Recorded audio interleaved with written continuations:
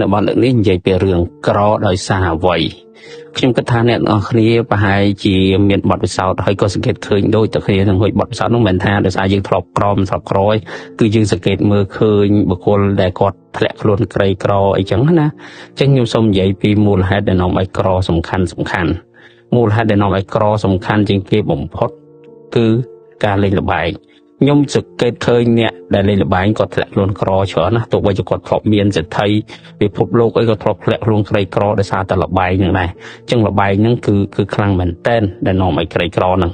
កត្តាមួយទៀតគឺកត្តាសុខភាពឃើញអ្នកខ្លះគឺពេលសុខភាពនៅល្អជាងគឺអត់ថែសារនាំគ្នាផឹកស៊ីជ្រុលណាគាត់អត់ខ្វាយខ្វល់ពីសុខភាពខ្លួនគាត់អីចឹងទៅទាំងគាត់អត់ទាន់មាន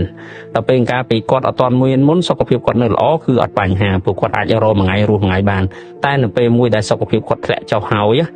ពេលហ្នឹងគឺគាត់អត់អាចរកមួយថ្ងៃរស់មួយថ្ងៃព្រោះគាត់មានលុយសល់អញ្ចឹងវាធ្វើឲ្យគាត់ធ្លាក់ខ្លួនក្រលំបាកខ្លាំងមែនតើហើយកត្តាទី3កត្តាអីគេកត្តាខ្ជិលច្អូសកត្តាខ្ជិលច្អូសហ្នឹងគឺគាត់ធ្លាក់ឲ្យខ្លួនក្រដែរខ្ជិលនឹងចង់និយាយថាម៉េចខ្ជិលនឹងចង់និយាយថានៅពេលដែលខ្លួនឯងនៅមានកម្លាំងកំហែងនៅមានកម្លាំងពលំហ្នឹងគឺអត់ខំរទេវាថាឲ្យតែមានលុយចាយសម្រាប់ថ្ងៃហ្នឹងហើយគឺអត់ខ្វល់ហើយអញ្ចឹងដែលនាំឲ្យខ្លួនក្រីក្រហ្នឹងនិយាយជារួមទៅក្រគឺកើតចេញមកពីកំហុសក្រកើតចេញមកពីការយល់អត់ឃើញត្រូវយល់ខុសណាយល់ខុសមិនគឺឧទាហរណ៍ថាវ័យមួយដែលយើងមានកម្លាំងកំពុងរកបានណាយើងខំរយដល់ពេលយើងរកបានយើងអត់គិតយកលុយនឹងទៅទុកដាក់ឲ្យធំត្រូវទេយើងបែរជាយកលុយនឹងទៅខ្ជះខ្ជាយឧទាហរណ៍យើងយកទៅលេងល្បែងអីចឹងទៅឬក៏យើងយកទៅបំផ្លាញនេះនោះឬក៏យើងយកទៅរបៀបថាសបាយជ្រុលយកទៅទិញបំណុលដើម្បីហាយសូអីចឹងទៅអញ្ចឹងដល់ពេលលុយនឹងយើងចាយអស់វាចំដល់ពេលមួយដែលយើងអស់សមត្ថភាពក្នុងការរកលុយហ្នឹងដល់ពេលហ្នឹងវាធ្វើឲ្យយើងធ្លាក់ខ្លួនក្រហ្មងឥឡូវខ្ញុំឧទាហរណ៍មួយឲ្យងាយយល់ឧទាហរណ៍ដូចជាកម្ពុជាកីឡាបដាល់ម៉ៃថៃសានមួយចុះពេលដែលគាត់ពេញកម្លាំងគាត់វាយឈ្នះគេគ្រប់គ្នារកដៃគូវាយអត់បានទេអញ្ចឹងធ្វើឲ្យតម្លៃខ្លួននៃការឡើងបដាល់របស់គាត់គឺថ្លៃមែនតើម៉ៃថៃសានគឺជាកម្ពុជាកីឡាបដាល់មួយគេហៅថា World Heavyweight Champion ហ្នឹងមានន័យថាគឺកីឡាករមួយដែលវាយឡើងគិតគីឡូហើយគីឡូប្រហែលក៏វាយបានដែរធំប៉ុណ្ណាក៏វាយបានដែរគីឡូយៈគីឡូណាក៏វាយបានដែរអញ្ចឹងដែលធ្វើឲ្យគាត់ស៊ីថ្លៃគីឡូធំប៉ុណ្ណាក៏វាយឈ្នះគាត់ដែរចឹងគាត់ស៊ីថ្លៃធ្វើឲ្យគាត់រកលុយបានច្រើនខ្លាំងមែនតើតែនៅពេលដែលគាត់រកបានច្រើនហ្នឹងគាត់អត់បានចាយវាត្រឹមត្រូវទេគាត់ខ្ជះខ្ជាយខ្លាំងណាស់ខ្ជះខ្ជាយមែនតើបើតាមឮធ្លាប់ឮគេនិយាយពីរឿងប្រវត្តិគាត់អីហ្នឹងគឺឡានអីសឹងថាមិនពេញចិត្តគឺកវែងចោលហ្មងជីដូអត់ខ្វល់ទេចឹងគឺគាត់ខ្ជះខ្ជាយគាត់អត់បានយកលុយហ្នឹងទៅវិនិយោគយកទៅអីត្រឹមត្រូវទេគាត់ខ្ជះខ្ជាយគាត់យកលុយហ្នឹងទៅប្រើប្រាស់គ្រឿងញៀនទៅប្រព្រឹត្តអំពើដែលមិនត្រឹមត្រូវមិនគប្បីអីច្រើនអញ្ចឹងណា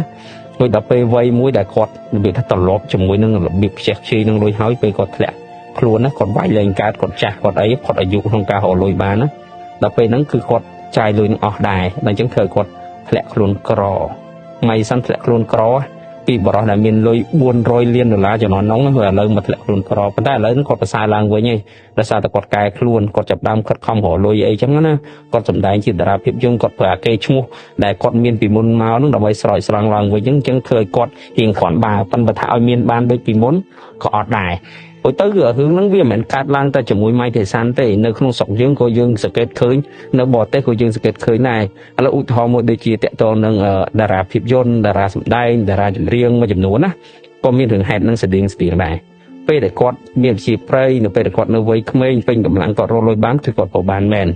តែដល់ពេលរកបានមកគាត់អត់បានយកលុយនឹងយកទៅចាយឲ្យត្រូវខ្ទង់ទេមានន័យថាគាត់អត់បានយកទៅវិនិយោគយកទៅទិញអ្វីដែលជាទ្រព្យទុកអីចឹងណាខ្ញុំមិនដឹងថាគាត់យកធ្វើអីទេប៉ុន្តែគ្រាន់តែថាប្រហែលជាអាចយកទៅទិញអីដែលបង្ហាញភាព high show បើមិនចឹងទេខ្លះក៏គាត់អាចលេងល្បែងលេងអីចឹងណាខ្លះហើយទៅគាត់យកទៅផឹកស៊ីដើរលេងផឹកស៊ីខ្លាំងពេករហូតដល់គាត់ឈឺដល់អីចឹងណាអញ្ចឹងធ្វើឲ្យសមត្ថភាពតាក់ទងការសម្ដែងជាខ្ញុំសមត្ថភាពរកលុយមួយម៉ាត់បោះគាត់ធ្លាក់ចុះអញ្ចឹងធ្វើឲ្យគាត់ពិបាកហ្មងពេលហ្នឹងចង់និយាយរកលុយអត់បានហើយអត់មានលុយសល់ទៀតអញ្ចឹងធ្វើឲ្យគាត់ធ្លាក់ខ្លួនក្រទៅរួចមកនោះមកចំពុកទៀតដែលក្រដែរដូចខ្ញុំនិយាយថាខ្ជិលអញ្ចឹងអត់សូវខំប្រឹងទេដូចថាពីក្មេងអញ្ចឹងគាត់ធ្វើមួយថ្ងៃរស់មួយថ្ងៃអញ្ចឹងខ្ញុំធ្លាប់ឮចាស់និយាយច្រើនណាអ្នកក្រមួយចំនួននិយាយថាបើមានលុយចាយសម្រាប់ថ្ងៃស្អែកគឺស្អែកគាត់អត់ធ្វើការទេគឺគាត់សល់លុយហ្នឹងគឺគាត់ចាយឯង តែចឹងមកជីវិតគាត់គឺអត់អាចមានបានគឺនៅតែក្ររហូតហ្នឹង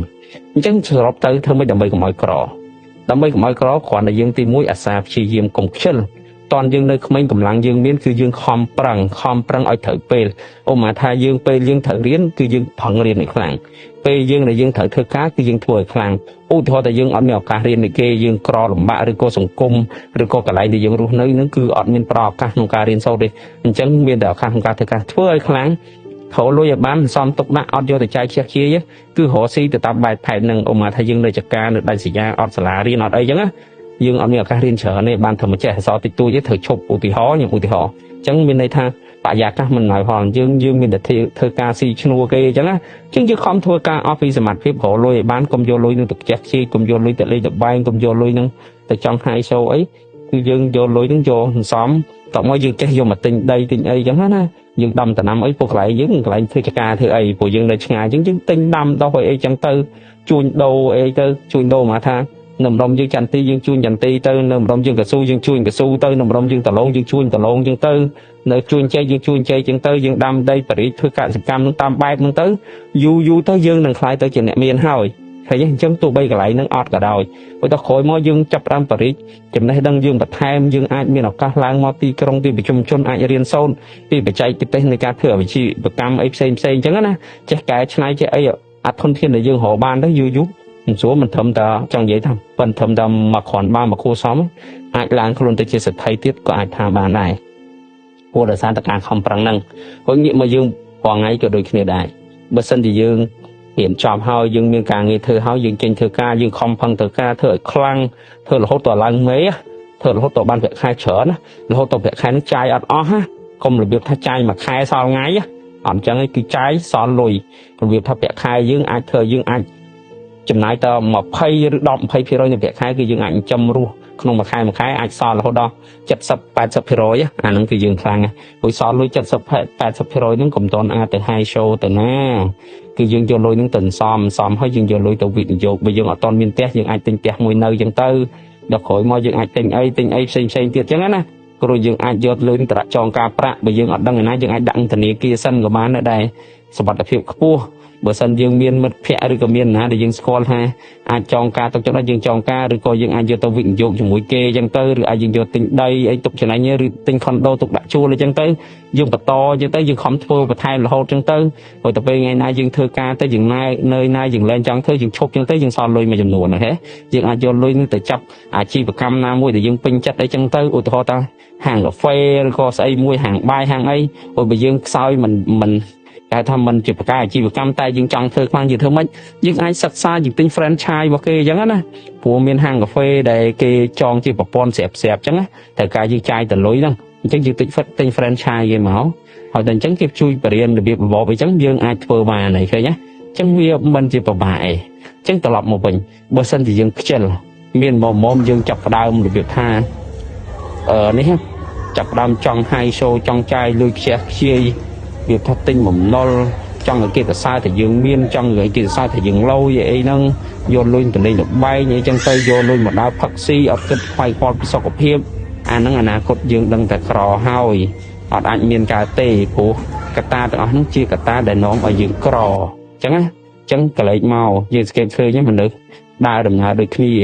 ប៉ុន្តែដល់ពេលវាសនាចុងក្រោយខុសគ្នាគឺដោយសារតែកំឡុងពេលដើរហ្នឹងការប្រព្រឹត្តរបស់មនុស្សខុសគ្នាហ្នឹង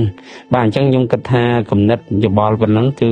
ធ្វើឲ្យបងប្អូនអាចមានគំនិតបន្ថែមក្នុងការពិចារណាស្វែងយល់បន្ថែមទៅណាដល់ពេលបងប្អូនមានគំនិតទៅបងប្អូនអាចសង្កេតមើលទៅអាចមើលឃើញបានច្រើនជាងមុនហើយបាទសូមអរគុណ